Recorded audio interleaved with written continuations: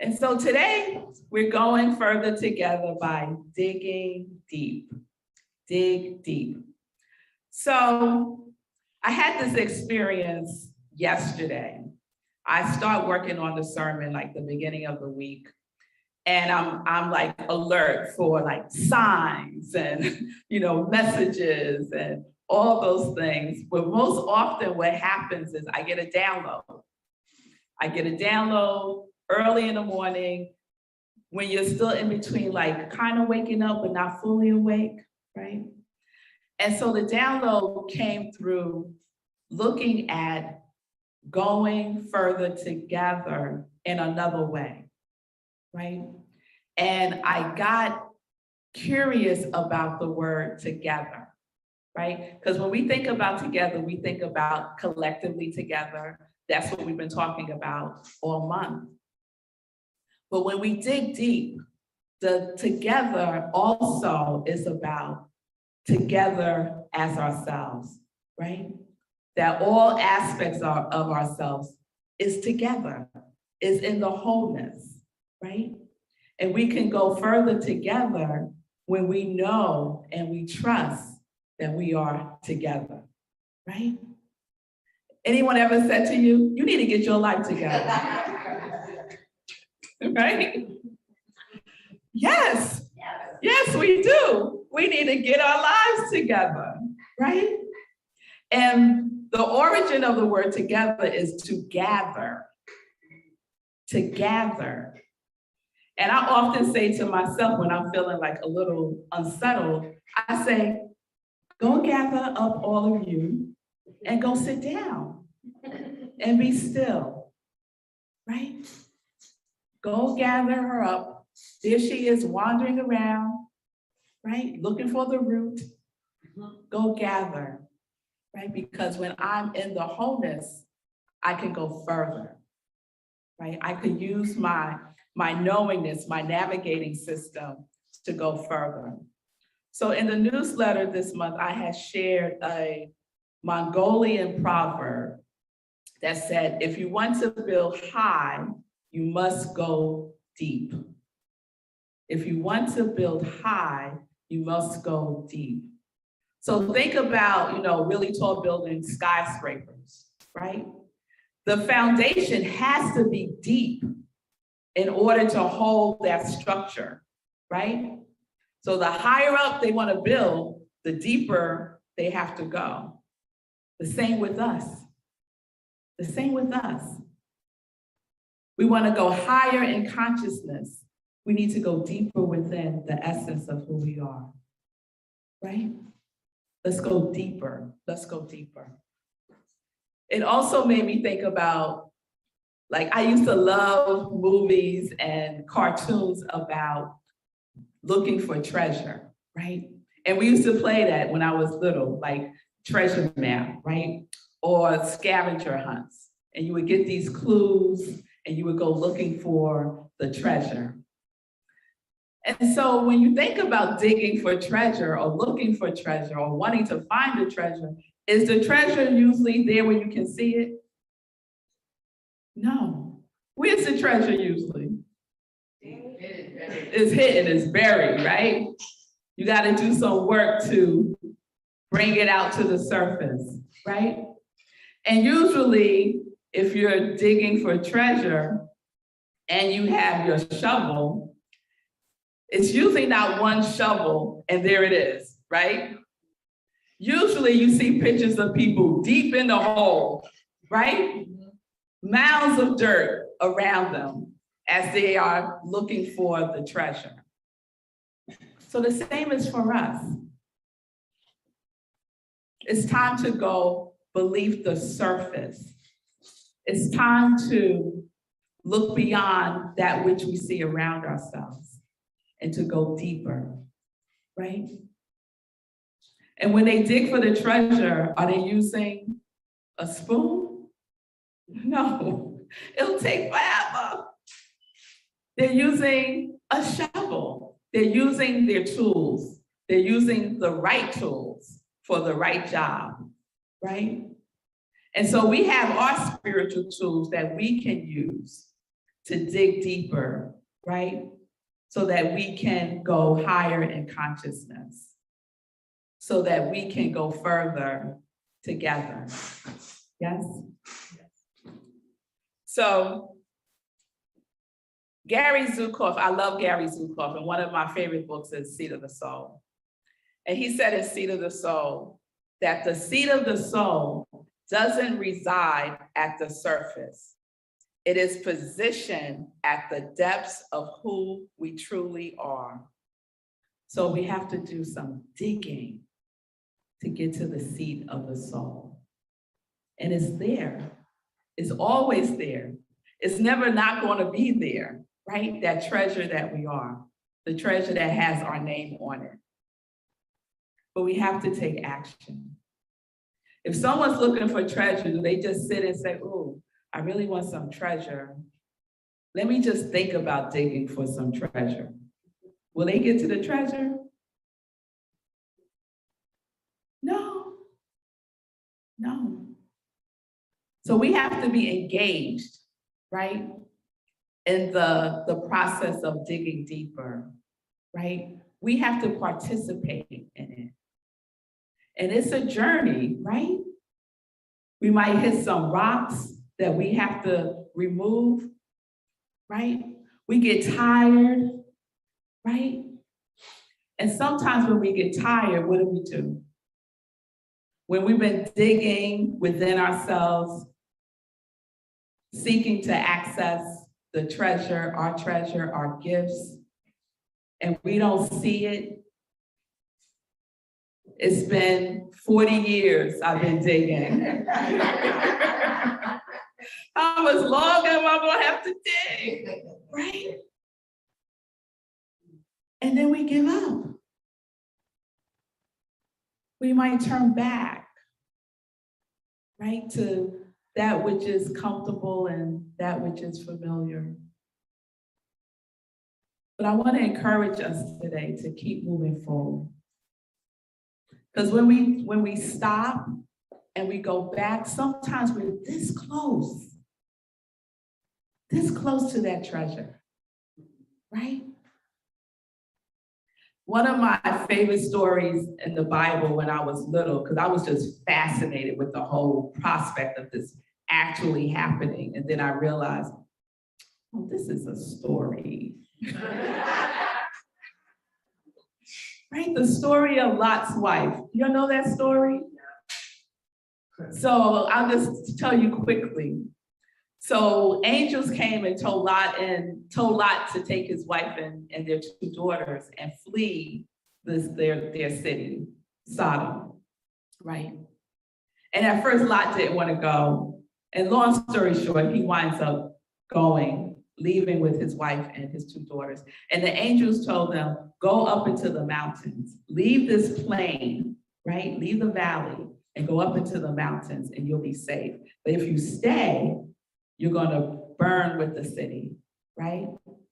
And then the angel told them something really, really important. When you go, don't look back. Don't look back. And what did Lot's wife do? She looked back. And what happened to her? Yes, she turned into a pillar of salt. Now, as a child, I was very curious about this. Like, what does that look like, to turn into a pillar of salt? But we know the metaphysical meaning, right? The looking back is about the past. The looking back is about limiting thoughts and beliefs, right? That's what the pillar of salt represents. The crystallization of our limiting beliefs is the salt, right? So what she turned to was her limiting beliefs. She looked back. And because she looked back, because she gave up, because she was believing that which was not the truth, she couldn't move forward, right? And so that's what we do sometimes. We go back. We go back to that which is familiar. We go back to what we already know has kind of sort of been working. I could kind of sort of maybe do this a little longer. Maybe it's not that bad. You start to convince yourselves, right? I know I do. I just had the experience of this for myself, of going back, right? Of going back. I accepted a position a couple of months ago. Not this one, y'all.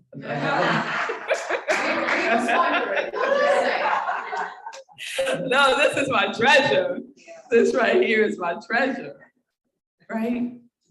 So I had accepted this, I'm many years I've been doing human resources and nonprofit organizations. And I accepted this position to build their HR capacity, to build their department. And I've done this many times. And I said, yeah, I could do that. I could do that, right? And so I get in there and I'm doing my thing. And all along, I feel unease.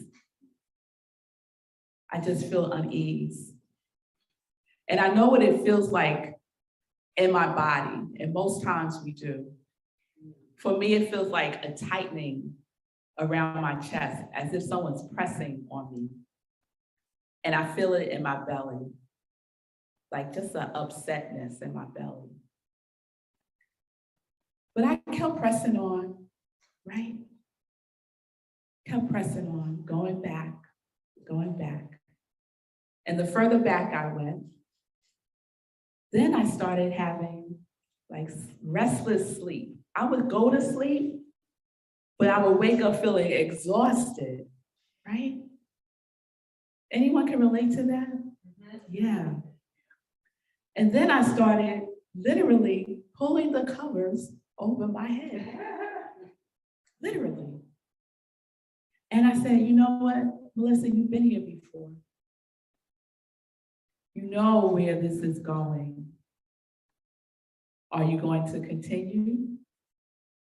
Or are you going to make a decision and a choice that is in alignment with your dream, with your gift, with your treasure? Are you going to dig deep and do what you know you need to do? And so, after prayer, after getting my shovel and digging deep, and the thing about making decisions and making a choice, using those two things as a tool to dig deep is very powerful. I always remember Michael Bernard Beckler saying this about decision and choice, because sometimes we think it's the same thing, right?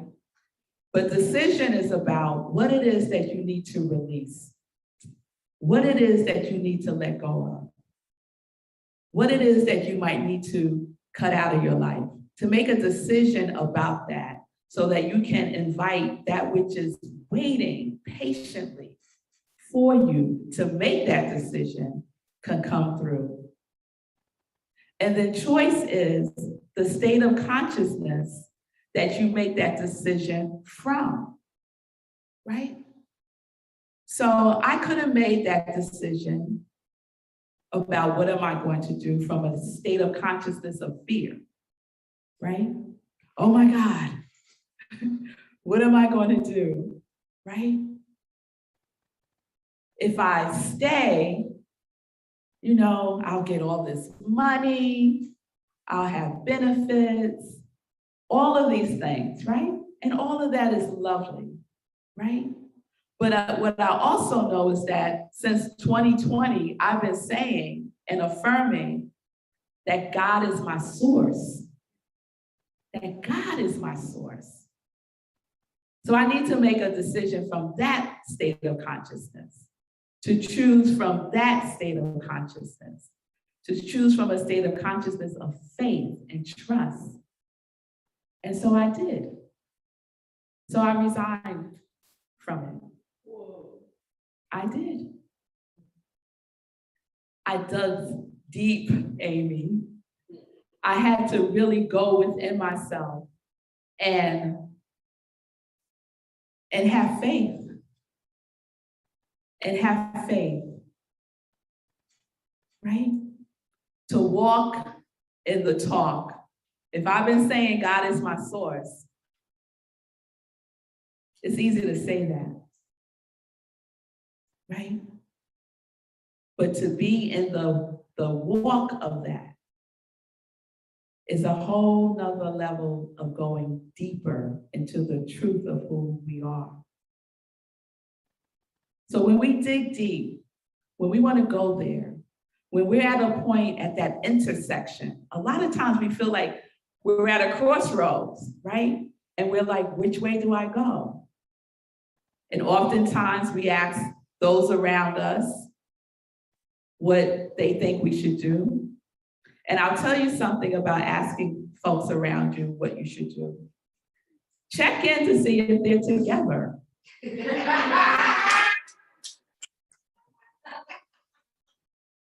Right? Seek counsel from people who are together, right? Who are living their life in the wholeness and not in the pieces, right? And that takes discernment. That takes knowing your community, right? And then trust the answer that comes. I'm not one to do pros and cons anymore. I used to do that too, especially when I was dating. I don't do those lists anymore. I have a list that is totally about what brings me joy. And then when I'm making a decision about, is this something I should, and let me tell you, I did not do that with this job, okay? So it was a lesson learned for me. I look at my list of joy, right? I do this every year. I make a list of everything that I would like to experience. Not how I want to experience. The very first thing on my list is, I work as joy. And then when something comes, look at the list. Does it meet the criteria of my joy list or not? And make my choice from the consciousness of joy, right? So I did this for 2021, and I always titled them. And I'll share this. When I accepted the position, the CEO would often say to me, I want you to win, Melissa. We gotta win. And for some reason, every time she said that to me, I would feel like, oh, right? And I couldn't explain, like, what is that, right? And I have my list. I always title it. When I lost my list, it's like, we get messages, right? When we're paying attention. So I went to Oregon. I went to Oregon for a sacred soul retreat, living your life's purpose. I had my list with me because it's part of my spiritual practice. When I got back, I couldn't find my list. Only thing I needed to do was print it out again, but I didn't, right? So now I'm going to this job. I don't have my list. I'm not reading my list, right? I decide that this is not for me. In the conversation, I said, I'm not going to win here because this is not for me. It's not for me, right? And after that, I said, you know what, let me print out the list because I don't know what I did with it. I print out the list. Do you know what I called the list? I called the list the year of winning.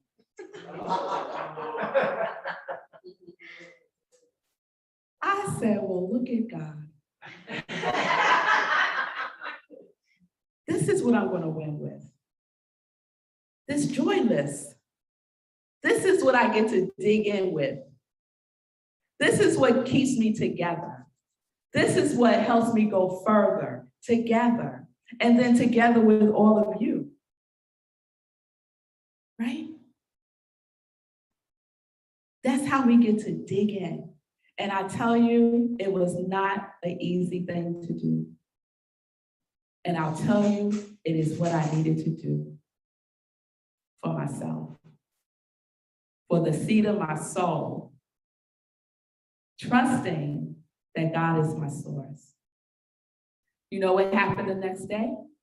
I got a new coaching client and I got a speaking engagement the very next day. Now, come on now. Come on now.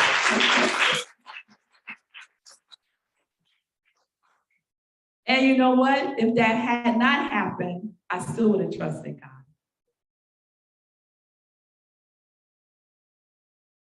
Yes? Yes, yes. So we're not Lot's wife. We're not looking back. We are moving forward to that mountaintop because we know the mountain represents our higher consciousness. It represents our higher consciousness. So we have an opportunity to use the tools of decision and choice as we dig in. We also have the opportunity to use the tools of acceptance, enjoyment, and enthusiasm. So I was led to, has anyone read this? Eckhart Tolle's A New Earth. Yeah, it was very popular, Awakening to Your Life's Purpose. So I was led to this last night. And I just want to share what he says about these three aspects. Acceptance. Acceptance means, for now, this is what the situation is. This moment requires me to do so. And so I do it willingly. Performing an action in the state of acceptance means you are at peace while you do it. I was not in acceptance. I did not feel peace. But at some point, I got to acceptance, right? I got to acceptance. And that peace, that subtle energy vibration is consciousness. And one of the ways in which it enters the world is through, what was our intention this morning, Janet? Surrender. Through surrender. Through surrendered action. One aspect of which is acceptance.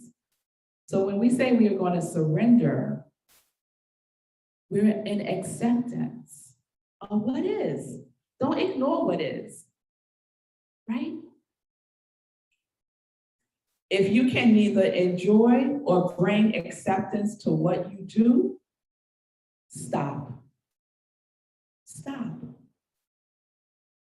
So we dig with acceptance. Then we dig with enjoyment. Through enjoyment, you link into the universal creative power itself. When you make the present moment, instead of past and future, the focal point of your life, your ability to enjoy what you do, and with it, the quality of your life increases dramatically. Joy is the dynamic aspect of being. When the creative power of the universe becomes conscious of itself, it manifests as joy. I love that. I love that. So we could dig with enjoyment too. You don't have to suffer through the digging, y'all. Put that suffering shovel down. And then dig with enthusiasm. One of my favorite words is enthusiasm. And enthusiasm means one with the divine or to be possessed by God. Oh, I like that. Be possessed by the Spirit, right? Enthusiasm means there is a deep enjoyment in what you do, plus the added element of a goal or a vision that you work towards. When you add a vision to the enjoyment of what you do, the energy field or vibrational frequency changes. The only thing that changes is you. You have to change first. And then it just ripples out, right? You're meeting that vibration, right? We're not creating it. It already is.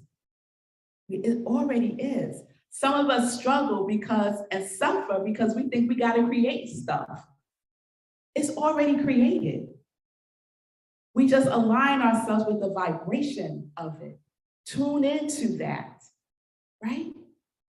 And that tuning in happens from within, not from the external, not from anyone else but you. It starts with you, right? So you're ready to dig in, to dig deep, to do what is yours to do.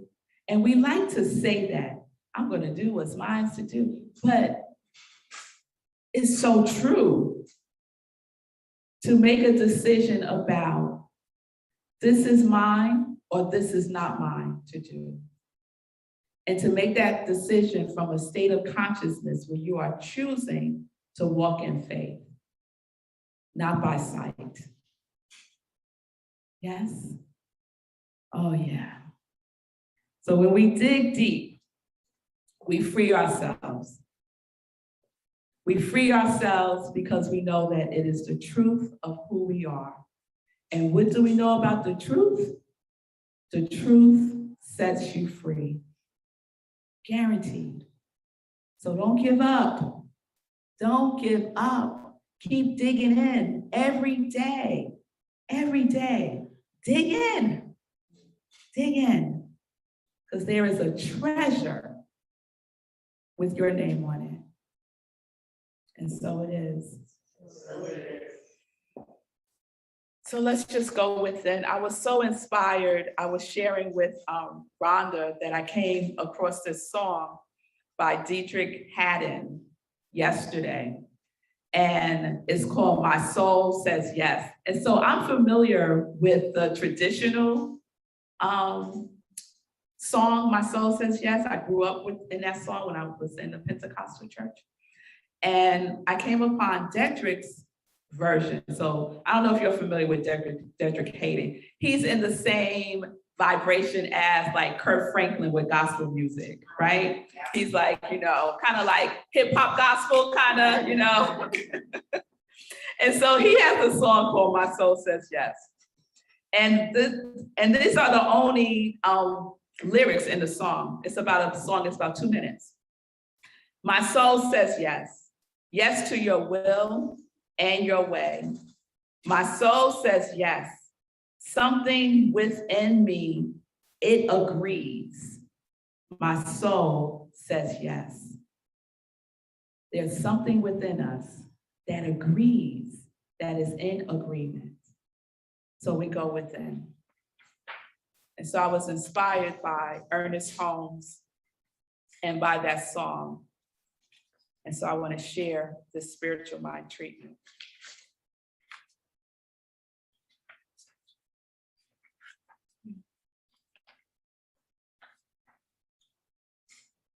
I am filled with inexhaustible energy of life.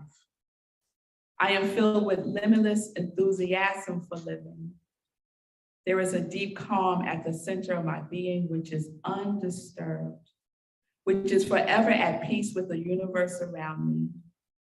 I know that the power of good will prevail, and it is being activated now in my mind and in the mind of each one present to the sound of my voice. There is a divine pattern of freedom, protection, and cooperation for all of us. We live in the buoyancy of spirit. There are no doubts in our consciousness. Fear cannot operate through me, through you. We are alive with life, with joy, and continuously upheld by a deep, unshakable conviction that there is a presence and a power and an intelligence in the universe, which is working out a perfect pattern that is our life. So I dig in. We dig in the acceptance of peace, the enjoyment as joy, and in the enthusiasm of love. because something within me agrees. My soul says yes. Life agrees with me as an opening for more abundance, love, harmony, peace, and perfect health. I dig in with my mind, my heart, and my spirit. The treasure is recovered again, and all of our needs are met because God is our source, our supply, and our substance. So we are resourced by the source, and its supply is unlimited, eternally flowing through and as each one of us. So I name it, I claim it. Claim your treasure now, for it is within is where the treasure is. And as we know that this treasure is ours to open, is ours to share, we go further together. We go further, and the we is greater than me. We go further as a divine community of whole people because we live in the wholeness and not in the pieces. And with great gratitude, I take my shovel and I go in, I go deep, and I am surrounded by people who are doing the same. For they are here at Rockland CSL.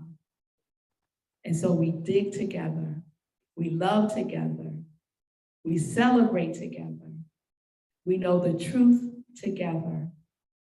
And I release this into the law, knowing that it cannot return void, knowing that it returns in the overflow of love, harmony, peace, and joy. And so it is. Amen.